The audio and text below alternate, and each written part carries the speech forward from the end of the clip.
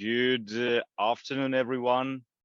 It's 3 p.m. Central European Time, Thursday, meaning it's high time to start our live stream of today.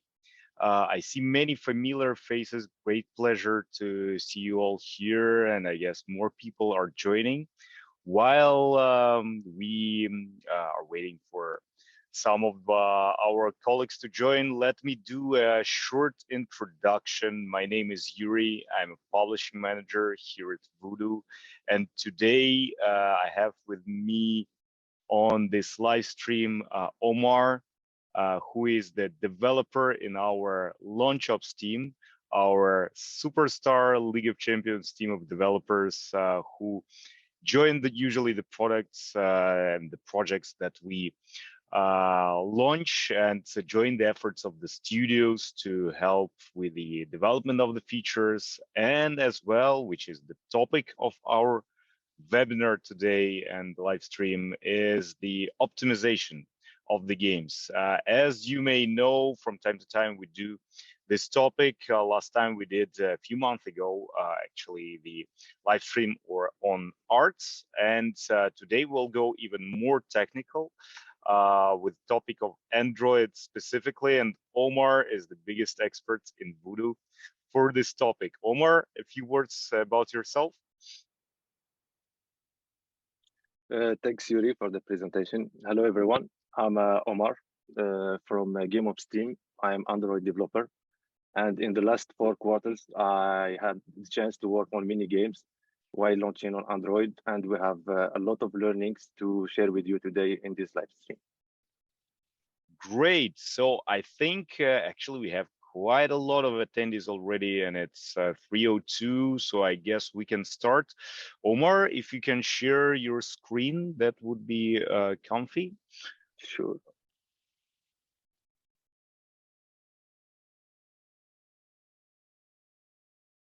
And I'll let you know when we can see it.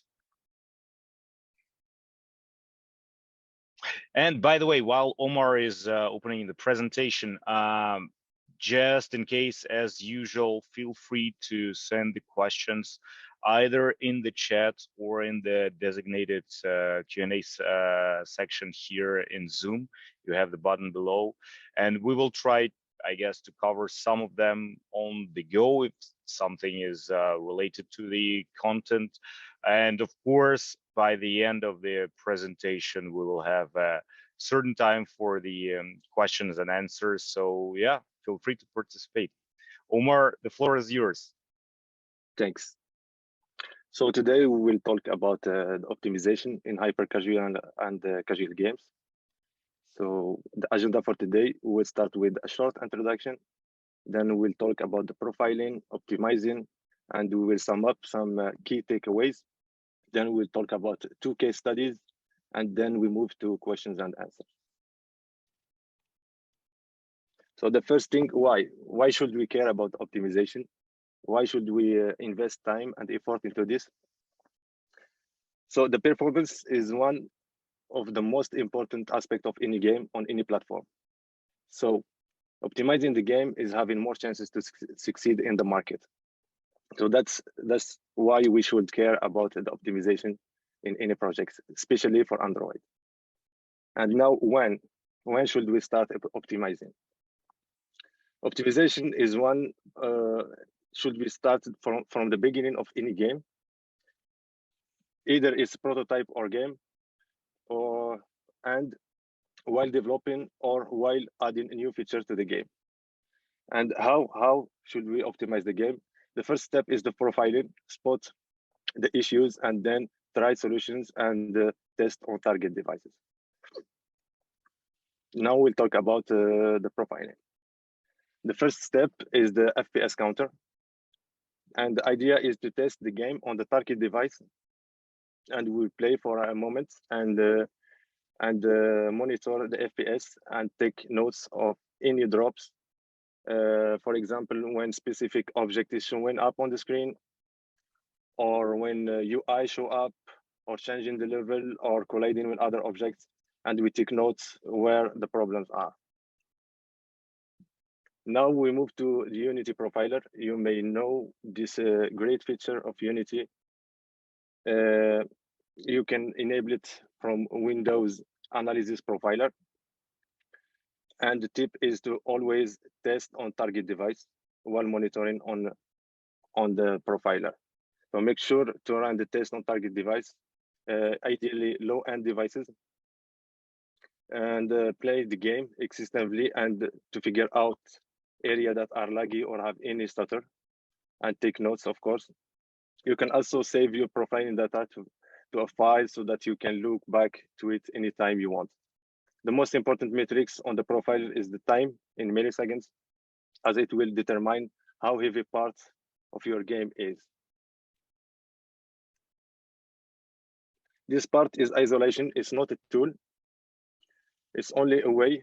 If you can't spot, if you can't really spot the issues, even with the profiler, you can use this technique to have more information about where the problems are in the game. For example, we can isolate the environment or eliminate the environment and test the game and check if the FPS is still low, or just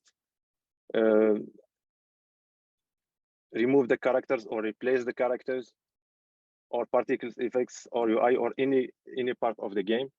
So we can isolate and take notes what are the heavy parts and the light parts of this game. Now we move to the optimizing. The very first step is to make a backup, because while optimizing, we can make huge changes to the project. So we need to be sure that we have a clean backup to come back anytime if there is issues. The second part is the project optimization. This part is to optimize anything around the game, but not the game itself. That means we can change setup of the project without changing the visuals or the logic of the game itself. The third part, if we still have problems with FPS, then we can start thinking about optimizing the game itself and changing the logic or changing the visuals as well. The most known part of optimizing is the rendering. And we can see this on the profiler on the green color. And to solve this, the first thing to look at is the quality settings. When targeting mobile, we can split settings between iOS and Android, as you can see in the image in the top right. So we put the right settings for each platform. This is the first thing to do. The second issues we have seen across many games is the post-processing. Post-processing is not recommended for mobiles.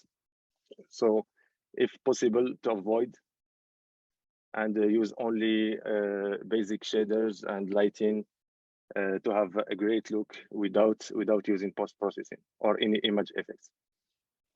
The rendering pipeline. In newer Unity versions, we see that we have the standard rendering pipeline and universal rendering pipeline. And so far, the standard rendering pipeline is the best performance on Android. So make sure to stay in this part while developing the game from the start. We have also the batching, using both draw call batching techniques, dynamic batching or static batching, depending on the game. This is very useful and can help on reducing heavy CPU and having the best FPS for the game. Shaders, use GPU instancing, share as much material as possible between game objects and avoid complex shader like water reflection, transparency, etc. And also avoid multiple camera in the scene. For example, I have seen cases when using multiple camera to project 3D objects on canvases.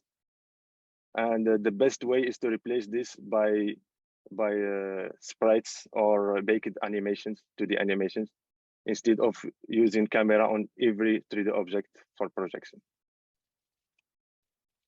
The second important part is physics. And we are seeing more and more physics-based game on hyper casual and casual games. So we need to take care of this part of the game. The first part, we can check the physics settings on project settings.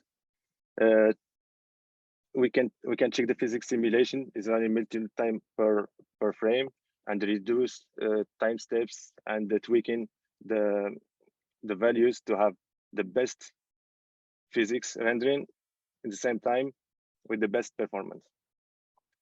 The second part is layer collision matrix that you can see in the image here. So we can check our layer matrix and make sure to only use what we really need, especially if we have too many layers colliding with each other. And now about colliders, we try to always use simple shapes like box, spheres, and capsules, and not using the line and other complex colliders. Like mesh colliders are very heavy. Sorry. And now rigid bodies. We need to check the number of rigid bodies present at the same time in the scene, and we need to use continuous, and we need to try to reduce it or just completely use discrete at all. The last point is physics callbacks. Check if the code inside your physics callback, such as on collision enter or on collision stay, is not complex or heavy, and always use compare tags before going into the code and checking other scripts. We need to check first if it's the right tag on the right game object. That was the last one about physics. Now about coding. The most used technique to optimize is pooling, and that consists of having a pool of objects instantiated at the start of the game to avoid instantiate every time a new object while playing, so that causing freezes and drops in the FPS. The second part is caching. So we need to have direct reference to game object we are using in the code, instead of calling game get component or game object find inside the code or inside update. The third part is update, late update, fixed update. We try to keep this as light as possible and avoid making loops inside these methods, because they are refreshing every frame and it become heavy really quickly.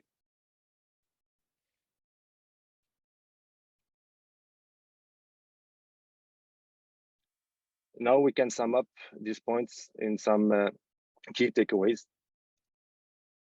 So for the project settings, we can check the quality settings first, the split between Android and iOS. Check the static and dynamic batching, physics time step, and layer collision matrix. It's very important also. For post-processing, avoid as much as possible to use this or any image effects, and use the SRP instead of URP. About the physics, we need to monitor the colliders count, the colliders type. We need to use the primitive colliders. Optimize the layer collision, disable raycast on target on UI element when not needed. And this is very common issue about the UI. And the last point, coding, we keep update light, update, fixed update, and late update too. We always compare tag on collisions before going into the method itself. Avoid console logs in production version, and using pooling when possible.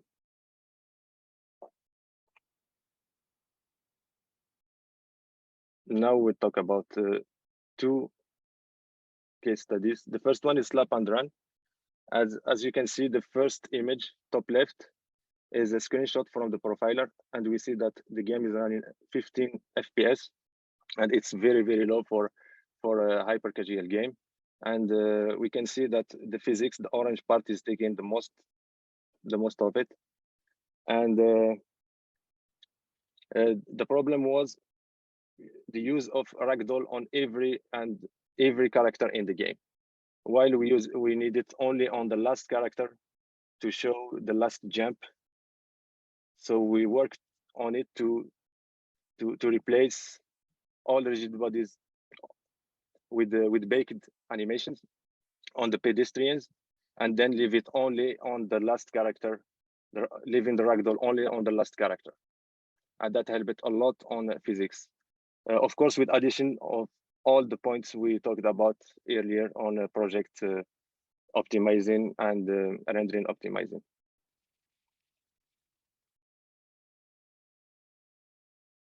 The second example is delivery 3D.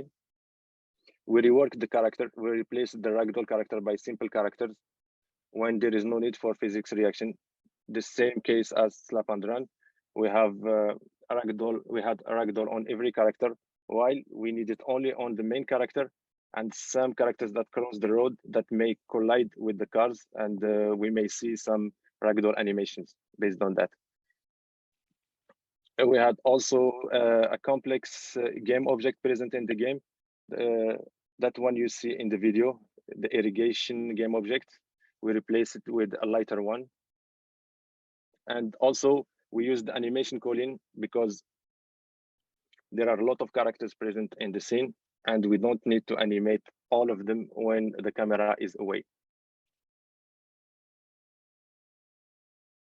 So with that, we achieved positive results. Here are some examples. Delivered, for example, we had plus 22% average FPS and plus 4.8 retention on day one, and plus 9.5 on playtime, LTV, and so on. The same thing about slap and run, backflip master, and boss go high. So with only these techniques, we can really boost the KPIs and we can achieve better results.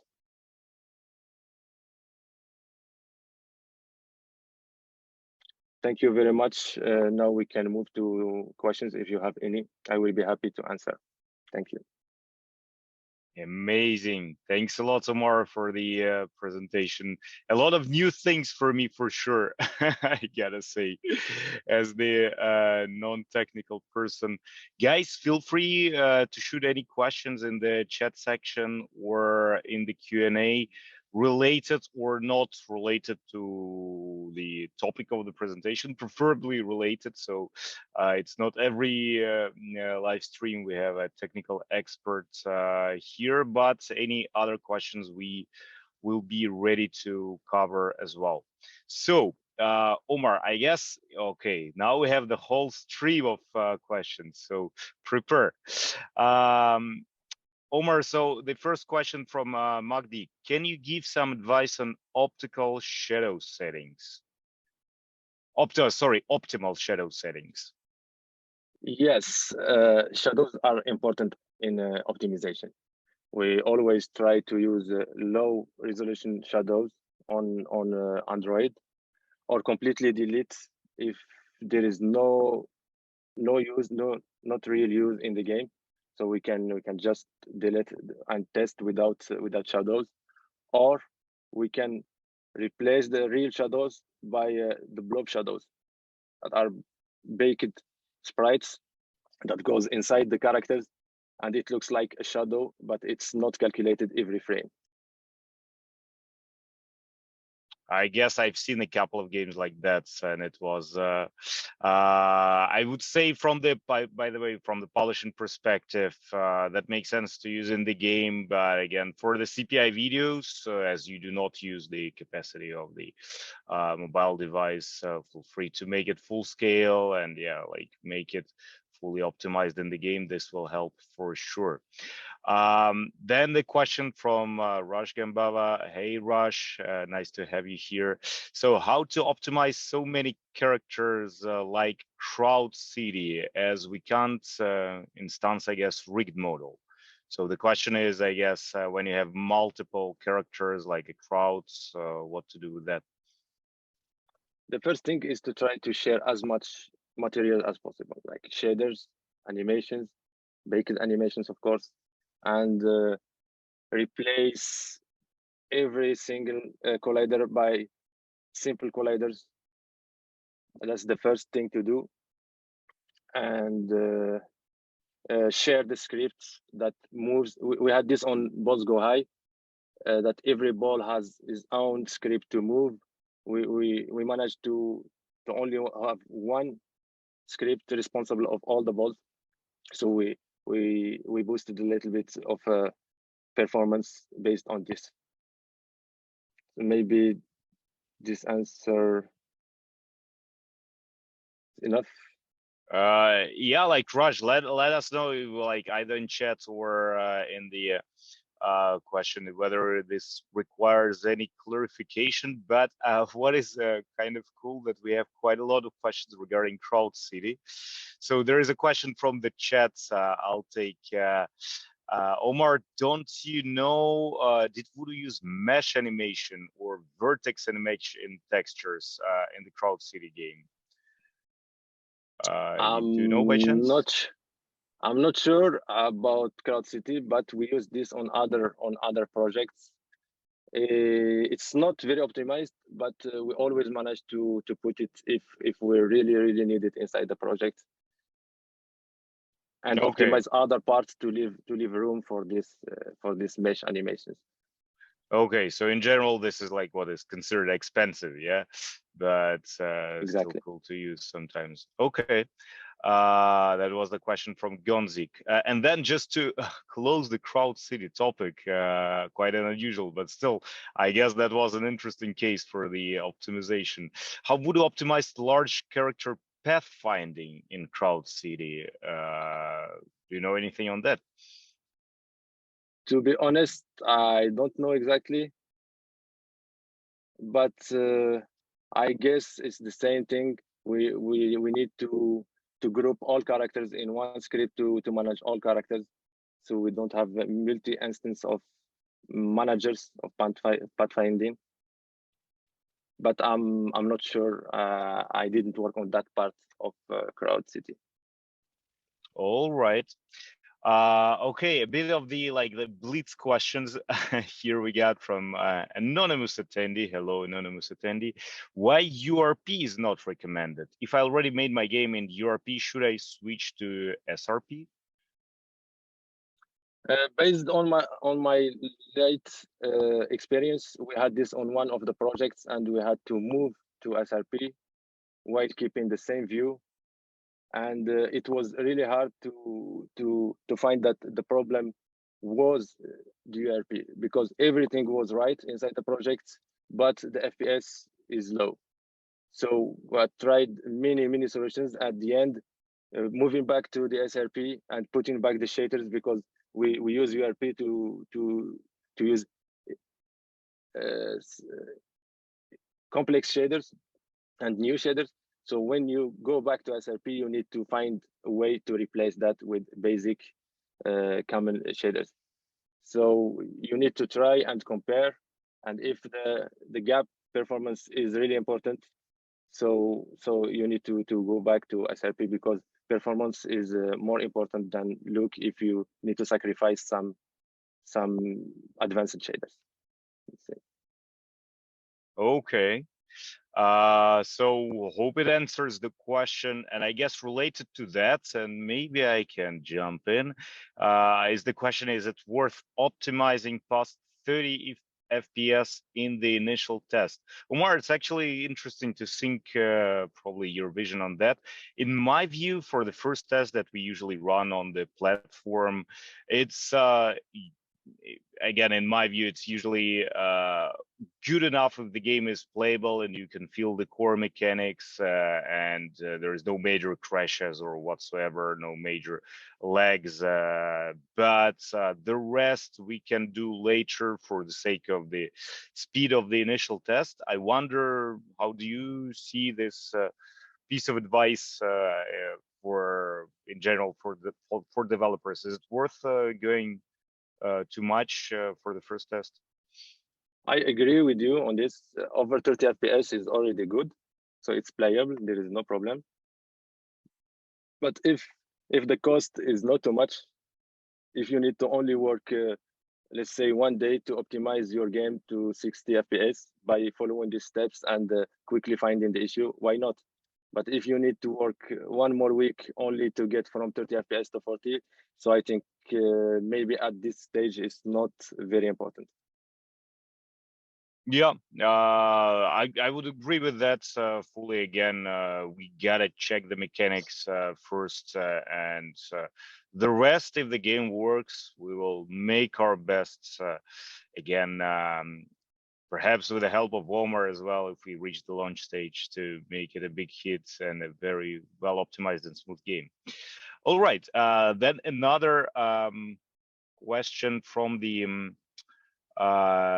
chat. Do you have any tips for grass animations? Oh, that's a great one.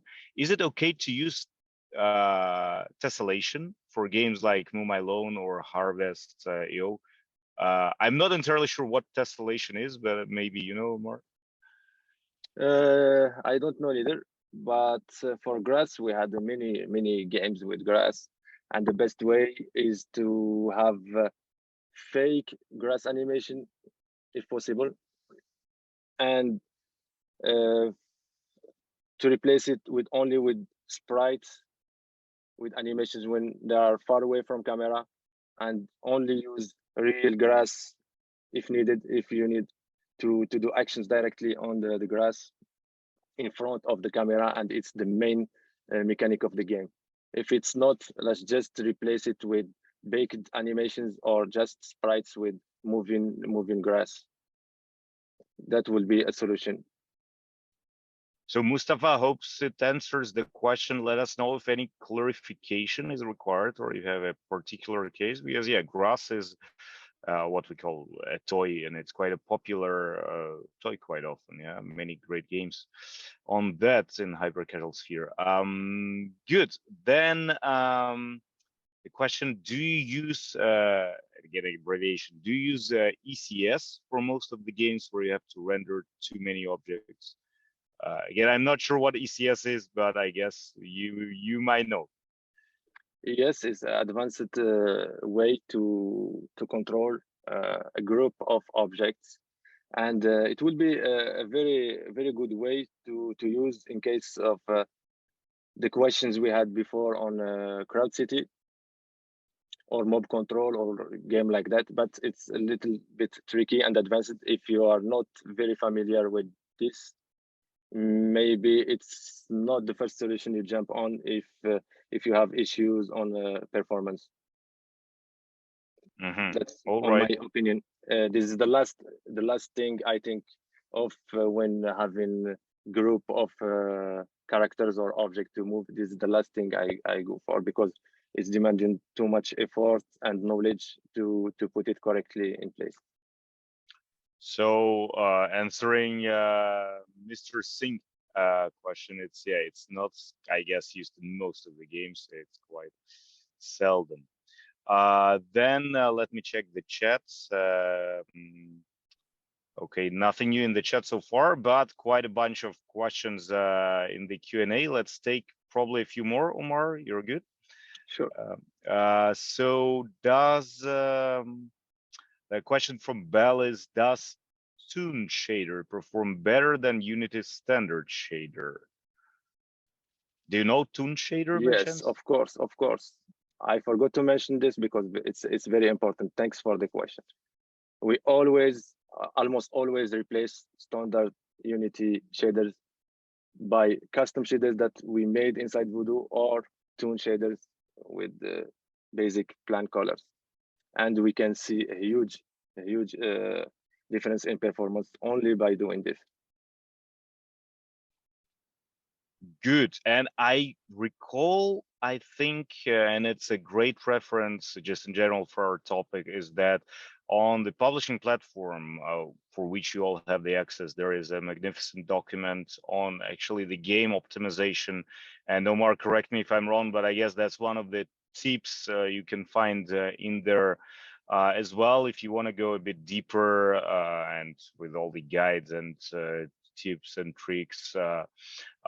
Feel free. There is another one on arts, on the development practices, and yeah, on optimization as well. Updated regularly.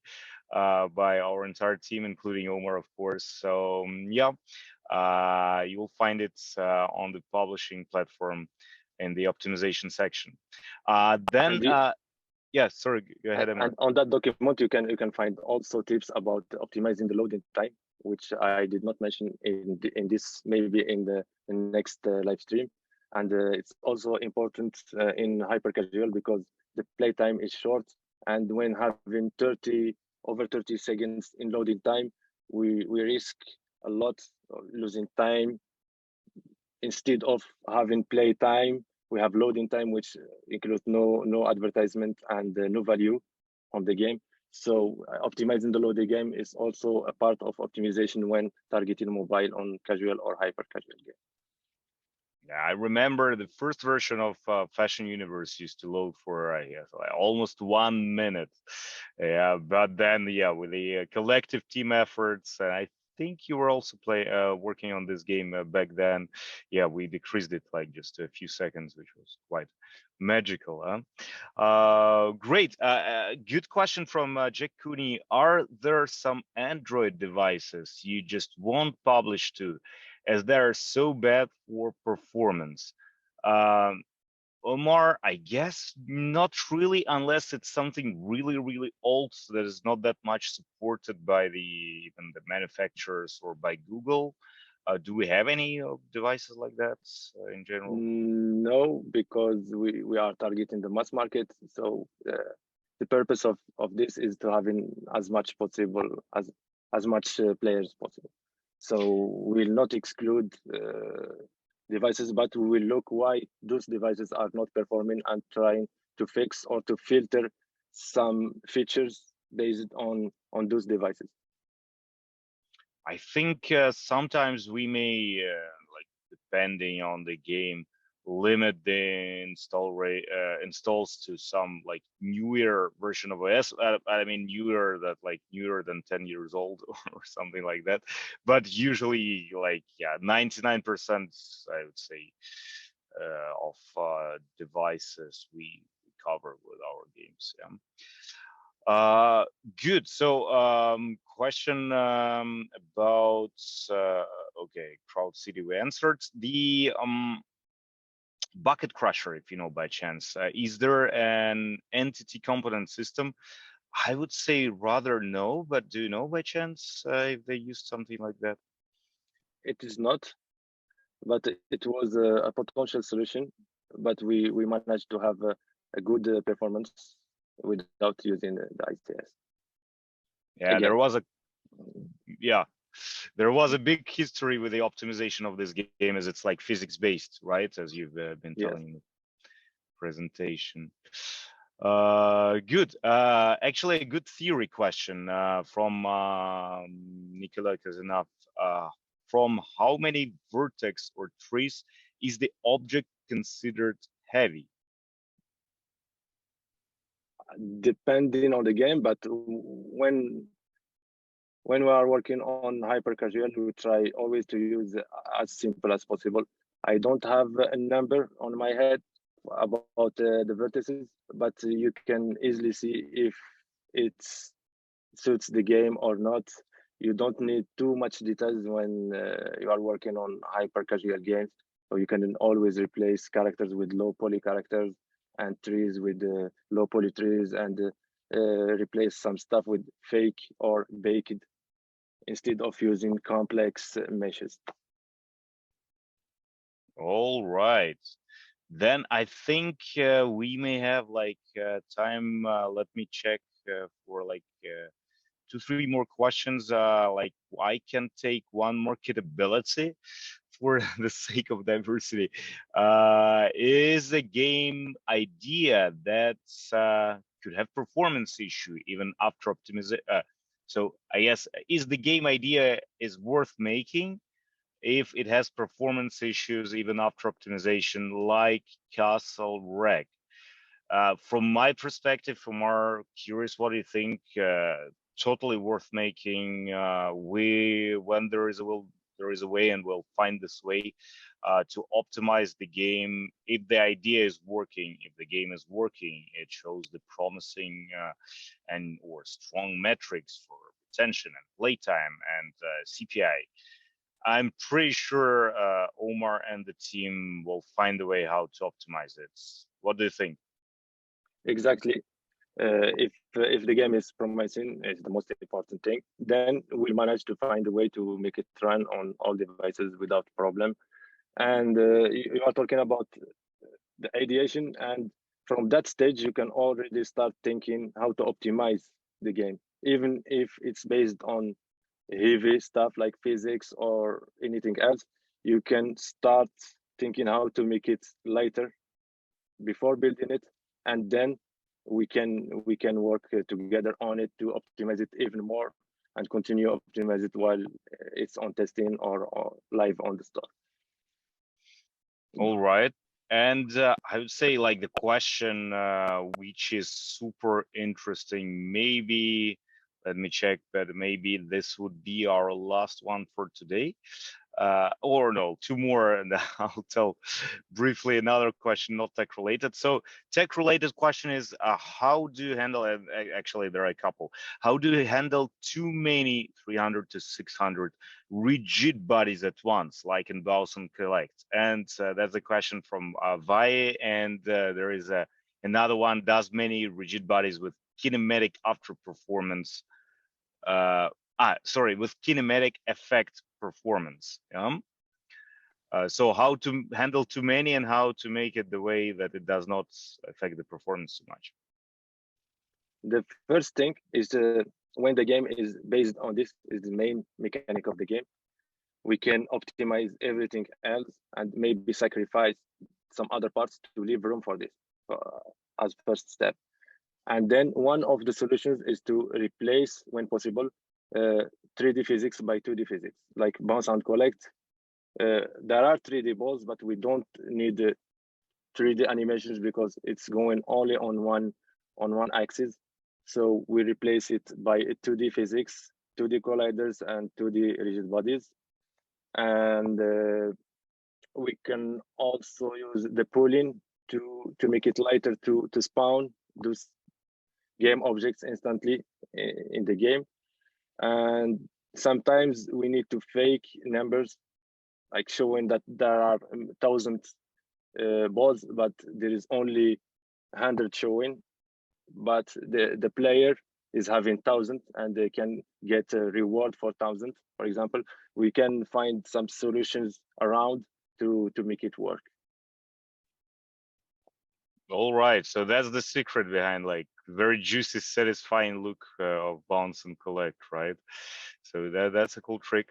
And between maybe also a small follow up to this question from anonymous, between using nav mesh and rigid body movement, what should we prefer for a large number of crowds between those two?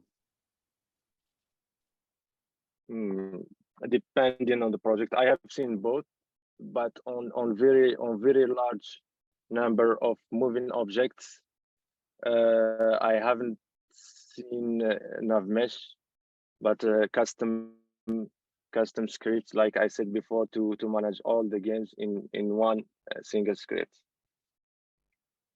Okay. So actually we covered, I guess, most of the questions. I'll take one more as a bridge to close the topic, is about actually the reduction of CPI, which is not quite about the Android optimization, but which is always relevant from Modazam. So I would say, first of all, feel free to revisit also one of the previous live streams. They are going to be available on the platform. For each game, there are some specific solutions that we usually follow to find the better CPI. But if you have to think on three big points on the CPI, think of first, what's your wow moment? Yeah, it's the visual shorts video with the advertisement of the game. So make sure you show like the most satisfying visual stuff early in the video. Second, think of contrasts. So highlight what's the most important. Everything else, feel free to remove or make it gray. And keep colorful and juicy only the essence in the game. And third point, show the clear intention. If there is a fail scenario or a win scenario, show it early. Yeah, like how to make it in the best way possible. But that's a good question, as CPI is the common topic. When you find the CPI, then would be the time to also work heavily on optimization. But usually, the CPI is one of the pillars where we stay. So I think this will conclude our live stream for today. Again, Omar, thanks a lot for the detailed answers and for the detailed presentation on the tips and tricks and the case studies. Again, guys, the guide that we constantly update is on the platform in the manual section. Feel free to visit it from time to time. You may find some new interesting tips and tricks. Thanks a lot for your attention. We will be back with more live streams for sure. So stay tuned and have a nice day, everybody. Thank you so much. Bye. Bye bye, guys.